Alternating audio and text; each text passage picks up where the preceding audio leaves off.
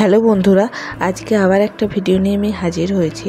তো আজকে আমি যেটা তৈরি করব সেটা হচ্ছে টক দই বা দহি বলে অনেকে, খাট্টা দই। তো সেটাই আজকে বাড়িতে আমি তৈরি করে দেবো। কীভাবে সহজে ঘন টক দই আপনারাও করতে পারবেন, কেন এখন সকলেই মোটামুটি টক দই বাড়িতে তৈরি করেই থাকে। তো কীভাবে সহজ পদ্ধতিতে এই টক দইটা করা যায় সেটাই আপনাদের সঙ্গে শেয়ার করব।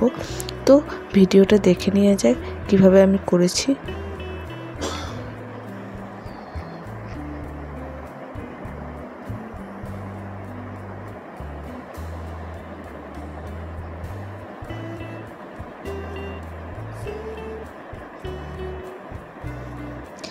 তো আমি এখানে 1 লিটার দুধ নিয়েছি।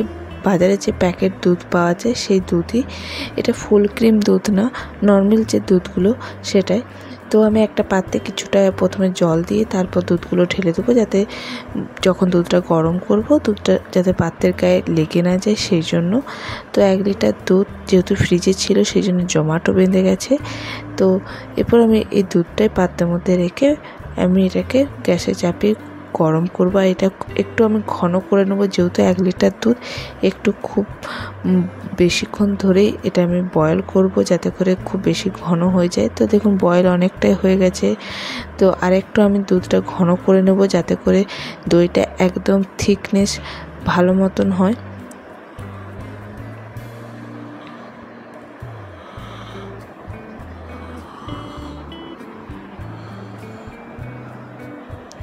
তো অনেকটাই কমে গেছে, কিন্তু আর একটু আমি ঘন করব।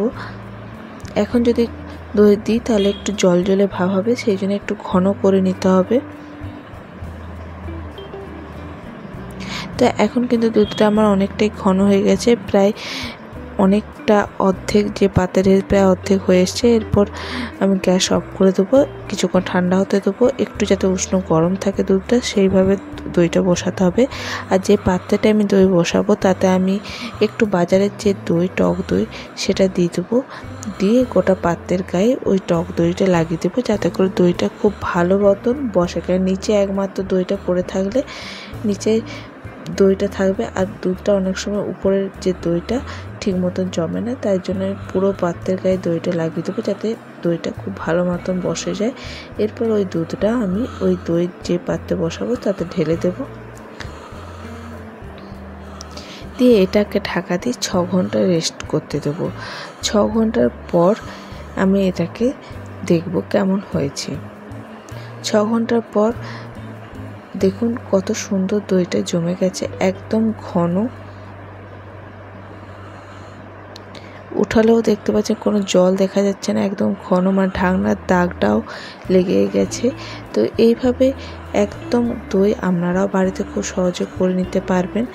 তো আমার ভিডিও ভালো লাগলে অবশ্যই লাইক, শেয়ার এবং সাবস্ক্রাইব করতে ভুলবেন না। তো ধন্যবাদ।